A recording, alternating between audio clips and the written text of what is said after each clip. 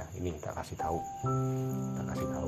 silahkan percaya, silahkan tidak percaya silahkan. Biasanya orang kalau ketika belum jadi istri itu sudah terlalu sering dibuka.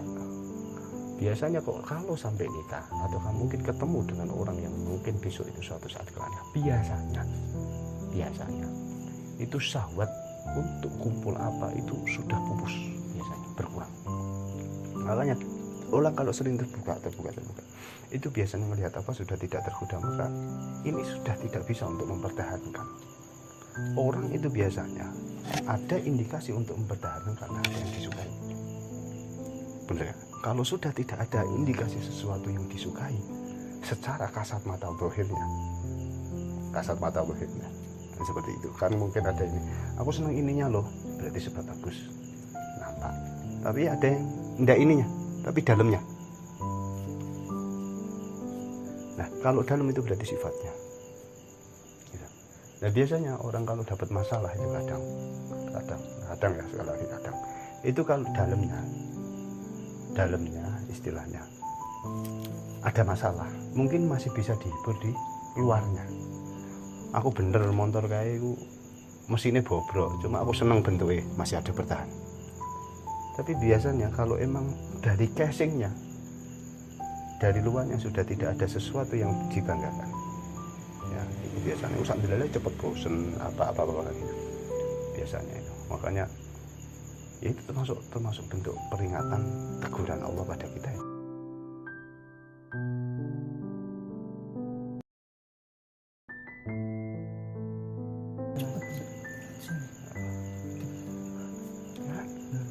Itu nanti buat lu besok. Makanya emang kayak gitu, termasuk rahasia orang terbuka Allah di situ. Nah, makanya kenapa hari ini kok banyak perceraian? Penyebabnya banyak, termasuk salah satunya yaitu pantat terlalu terbuka secara umum. Kalau belum istri itu syahwat setan yang main. Makanya banyak kasus pemerkosaan, perzinahan, apa-apa itu karena terlalu sering. Jadi indikasinya seperti itu. Nanti kalau sudah nikah, biasanya setan mau masuk ke situ kan sudah halal. Setan itu masuknya kan perkara yang diharamkan. Kalau sudah nikah, biasanya setan tidak nyerang ke situ. Makanya indikasi kepengen apa paling sebentar, habis itu yang lain nanti setan masuknya. Masalah apa, ekonomi, apa, sifat, terus banyak. Biasanya seperti itu. Coba aja. Itu setahuku seperti itu. Makanya harus diimbangi ngaji ya kayak gitu. Biar ketika kita punya salah, punya apa itu ya apa, ada masalah-masalah yang membingungkan, itu ada indikasi untuk meraba diri sendiri. Soal kadang ini kadang itu biasanya cuma sarana. Aku pernah ngomong biasanya, ini sumpek. Biasanya penyebabnya awal kan sumpek. Ya toh, sumpek. Awal-awalnya aku mau sumpek. Habis itu dikai kopi, kepahitan. Itu jadi nambah emosi. Nah, nanti cerita sama seseorang, itu ngomongnya apa? Aku dikai kopi pahit. Nah, itu yang jadi sumber. Padahal mau sumpek mau menjadikan ini dijadikan sebuah, diangkat menjadi sebuah masalah. Ini loh repotnya seperti ini.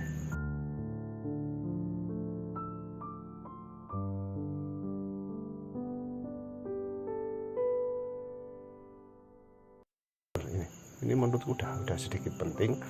Ini sudah mendekati Ramadan. Aku pengennya Ramadan depan pengennya itu sudah mulai sedikit tertata. Ya, ngaji mungkin sedikit tegas. Ya maaf, ini bukan apa-apa. Semoga saja ini itu untuk mempersiapkan. Ya, untuk mempersiapkan semua, bukan untuk memarahi. Ya, insya Allah bukan untuk memarahi. Itu.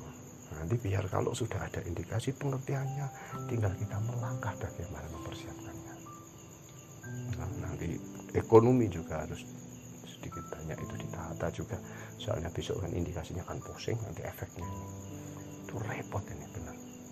Aku tuh alhamdulillah kadang masih ingat seperti itu, walaupun kadang repot. Gitu. Kadang repot. Karena masalah-masalah seperti ini itu banyak.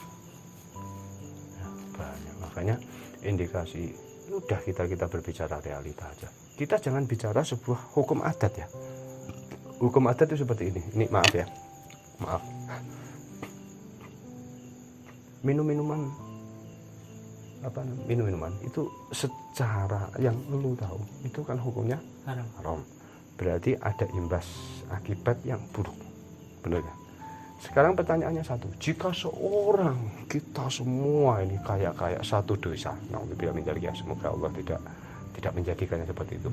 Satu desa itu ngombe kabeh, apakah hukumnya berubah jadi halal? Enggak, Mas. Tetap enggak. Ayo maksudnya hukum tidak bisa berubah dalam konteks tertentu, tidak bisa dirubah. Konteks tertentu ya, itu yang mahfal. Kecuali orang nggak sadar, nggak tahu, itu beda ya. Ini hukum aslinya seperti itu. Begitu juga masalah-masalah yang mana saat ini terjadi. Kenapa banyak perceraian? Kenapa banyak apa? Itu ada indikasi zalim. Setahuku, indikasi zalim itu apa? Indikasi zalim itu menempatkan sesuatu yang mana tidak pada tempatnya. Contoh ya, contoh. Aku pengen, ini kan HP baru, masih di counter. Aku boleh memegangnya mungkin. Aku boleh istilahnya melihat-lihat mungkin. Tapi pertanyaannya satu, aku boleh enggak statusnya HP ini nanti aku manfaatkan? Aku mungkin berusaha nonton YouTube dari situ, berusaha apa-apa deh. Boleh enggak? Enggak boleh. Aku boleh memanfaatkan HP ini, memanfaatkan bukan sebatas melihat. Itu jika sudah saya beli. Ketika saya memanfaatkan ini sebelum saya beli, berarti saya memanfaatkan sesuatu yang tidak seharusnya saya manfaatkan secara umum. Itu namanya zalim. Benar? Sudah paham? Sudah, Mas. Sudah. Sekarang pertanyaannya satu, jika aku indikasi memanfaatkan sesuatu yang mana itu belum jadi milikku, tak manfaat, ada indikasi yang punya HP tersebut, ada indikasi marah enggak? Marah. Kira-kira ada indikasi ngerjain aku enggak? Ada. Negur aku enggak? Wanita sekarang, orang sekarang itu kebanyakan letak zalimnya apa? Itu berusaha dia itu memanfaatkan, bukannya memanfaatkan, mengambil sebuah manfaat, mengambil sebuah sesuatu fadilah, anugerah, ataukah merasakan sebuah anugerah, kenikmatan yang Allah berikan pada mereka yang seharusnya mereka belum layak untuk menikmatinya, memanfaatkannya, tapi dimiliki sebelumnya. Nah, memanfaatkan sebuah kenikmatan yang belum seharusnya dimiliki. Nah, makanya orang yang melakukan tersebut akan dapat hukuman enggak? Dapat kan? Nah itu, ketika dapat hukuman tersebut inilah yang menjadikan guling keluarga ini. Jadi nggak usah nyalain siapa-siapa. Kalau berbicara, aku kalau memandang dari sini itu sebenarnya sudah aku lihat lama. Tapi kan kita sebagai sedikit banyak tahu tentang kayak gini kan mempersiapkan, kan seperti menyiasati ya, seperti itu toh. Walaupun yang disiasati kadang belum tahu, kita mempersiapkan. Paham ya, insya Allah ya, paham ya Om ya, insya Allah ya. Itu yang layak kita sabari ya. Nah itu nanti ada masalah. Inilah insya Allah nanti kalau kuat berarti pelajaran yang kemarin bagaimana? Jika ada kesusahan dan sabar, maka Allah akan mengganti dengan surga, mengganti dengan sesuatu yang berbuah kenikmatan. Nah, paham ya? Dan nanti ditarik lagi pelajaran yang dulu ya, jangan jadikan sebuah kesusahan ini berupa hukuman. Berikanlah semoga pelajaran ini itu semoga menjadi sebuah penebusan. Istilahnya itu bukan bala, tapi statusnya apa ya namanya, cobaan atau ujian lah istilah, bukan hukuman. Dan nanti ciri-cirinya apa? Lo ingatkan dulu. Nah, seperti itu. Kalau indikasi hukuman biasanya itu lupa. Nah, itu harus diingat-ingatin pelajaran mahal baru. Aduh, sayang. Nah ini walaupun kamu paham belum tentu kita mampu. Makanya disyukuri sudah dapat sarana awal. Sarana awal apa? Sebuah pengertian. Sarana kedua, tahu bagaimana caranya. Aku kok kayak gini, nanti mencoba berpikir sudah ada indikasi taufik. Mulai sudah ada indikasi bergerak menuju taufik, istilahnya seperti itu. Ya. Nah, tetap nanti diimbangi lagi rahmat Allah itu dekat pada orang yang statusnya melakukan kebaikan, walaupun mungkin banyak orang itu tahu ilmunya, banyak pengertiannya, tapi biasanya kalau dia itu kurang terlalu baik, istilahnya kalau sesama itu enggak terlalu baik, walaupun dia cerdas omong, walaupun dia itu cerdas dalam konteks keilmuannya luas, biasanya sakdelalah itu Allah itu ora ngei pitulung. Kita harus ingat ya, kita kuat melakukan ibadah, kita kuat berbenah, itu bukan real dari usaha kita, tapi sebab dari rahmat pertolongannya.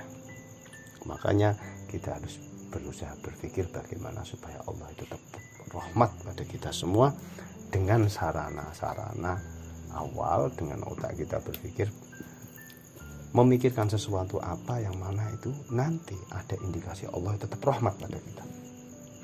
Salah satu rahmatnya, ada indikasi orang dirahmati Allah adalah melakukan kebaikan buat sesama. Itu ada indikasi orang itu dikasih kebaikan, dirahmati Allah, istilahnya seperti itu. Jadi kan inna rahmatallahi qaribun minal muhsinin. Jadi rahmatnya Allah, rahmat kasih sayangnya Allah itu dekat pada orang yang melakukan kebaikan, kebagusan, muhsinin, orang yang bagus. Inna rahmatullahi qaribun minal muhsinin, itu bisa buat dasar. Terus lagi, wallahu fi aunil abdi ma kana al abdu fi auni akhi. Termasuk ada indikasi Allah menolong kita itu jika kita mau menolong sesama. Itu wallahu fi aunil abdi ma kana al abdu fi auni akhi. Terus lagi ada indikasi yang lain, doa nanti panjang kejelasannya. Satu, lu mencari tempat yang mana itu banyak turun rahmatnya. Tempat di sini berarti ada indikasi satu, habis sholat, terus sujud, doa antara adzan qomat, malam, banyak. Nah, itu secara tempat.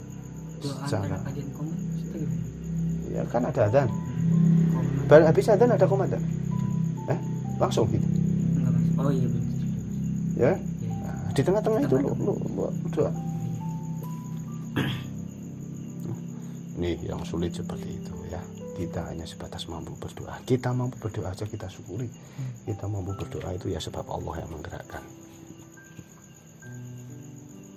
Nah, ya, jangan lupa tetap saling doa. Ceroboh itu ya emang manusia, tapi manusia itu ada indikasi dikasih kemuliaan Allah berupa akal semampunya saja, dan berusaha ikhtiar berdoa, memikirkan supaya bisa berbenah, kuat, ada kemanfaatan yang bisa dirasakan sesama. Nah, ketika ada kemanfaatan, kalau ikhlas, insya Allah ada keberkahan buat sesama, entah itu di anak, di keluarga kita, di keturunan kita, di lingkungan kita, dan yang lain-lain mungkin. Insya Allah paham ya. Insya Allah paham ya. Semoga dapat ridho Allah ya Allah. Ada kemanfaatan di dunia wa akhirat, ada keluarga keturunan kita semua ya Allah. Al-Fatihah.